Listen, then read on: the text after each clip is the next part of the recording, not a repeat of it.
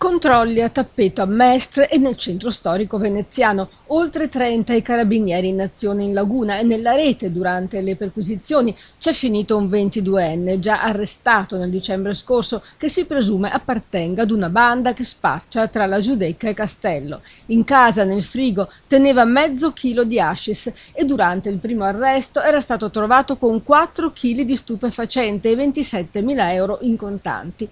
Le perquisizioni hanno portato alla denuncia di altre 5 persone.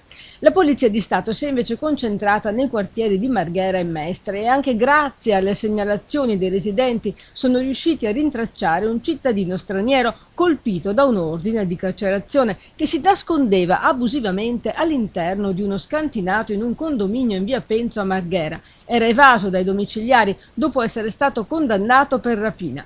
Infine gli agenti del commissariato San Marco hanno individuato un uomo con atteggiamento guardingo nel sestiere d'Orso Duro e una volta perquisito hanno scoperto che aveva nascoste nelle mutande 25 dosi di cocaina per un valore commerciale di 1.000 euro.